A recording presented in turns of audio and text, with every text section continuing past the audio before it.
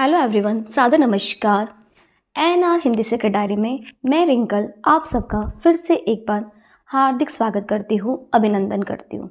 आज मैं आपके लिए लाई हूँ गणतंत्र दिवस पर बोलने के लिए एक शानदार भाषण। तो लेट्स स्टार्ट।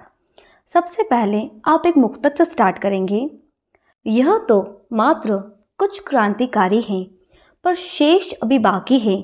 यह आज़ादी जिसके लहू से होकर निकली है, मिट्टी में उसकी कफन की कुछ बूंदें आज भी बाकी हैं, आज भी बाकी हैं। आदरणीय प्रधानाचार्य जी, समस्त शिक्षकगण, पधारे के अतिथिगण और मेरे प्यारे विद्यार्थियों, आज हम गणतंत्र दिवस बनाने के लिए यहाँ एकत्रित हुए हैं।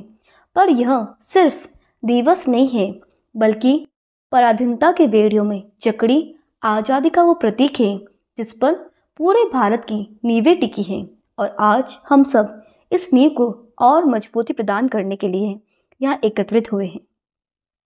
15 अगस्त 1947 को भारत अंग्रेजी हुकूमत से पूरी तरह आज़ाद हो गया था, पर देश को ज़रूरत थी एक ऐसी न्यायिक व्यवस्था की जिससे प्रजातंत्र सुचारू रूप से चल सके। तब डॉक्टर भीमराव जी की अध्यक्षता में भारत का संविधान लिखकर तैयार हुआ, जिसको लिखने में 2 वर्ष 11 माह और 18 दिन लगे और 26 जनवरी 1950 को पूरे भारत में यह लागू कर दिया गया और तब से हम गणतंत्र दिवस बना रहे हैं।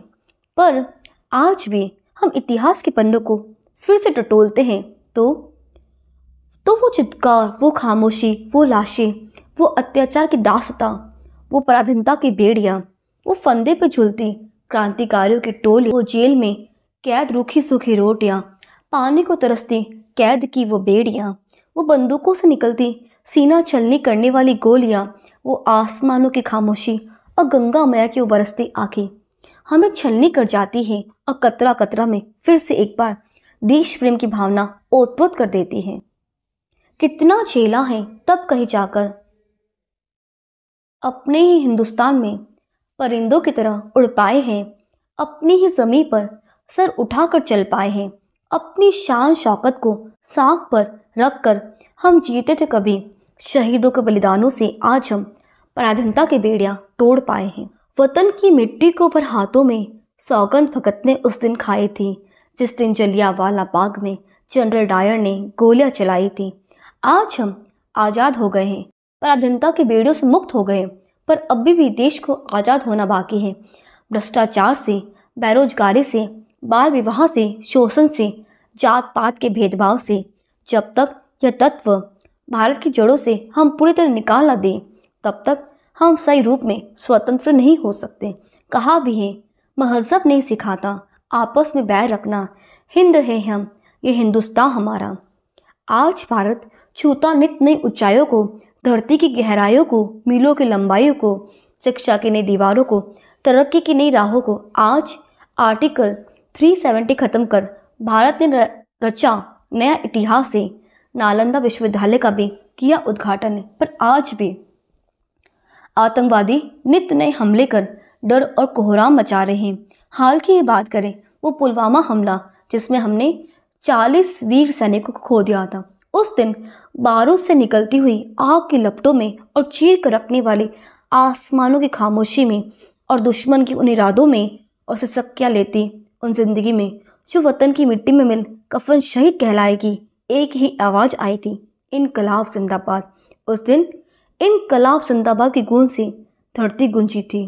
अंबर, नदियाँ, समुंदर सारे वतन की मिट्टी को इस कदर संभाले थे, कतरा कतरा भी गिर ना पाए गए। ये देश के सच्चे रखवाले थे। आज मैं सभी उन सैनिकों को सैल्यूट करती हूँ जो सरहदों पर सीना तान के खड़े हैं ताकि हम शांति अमन से जी सके।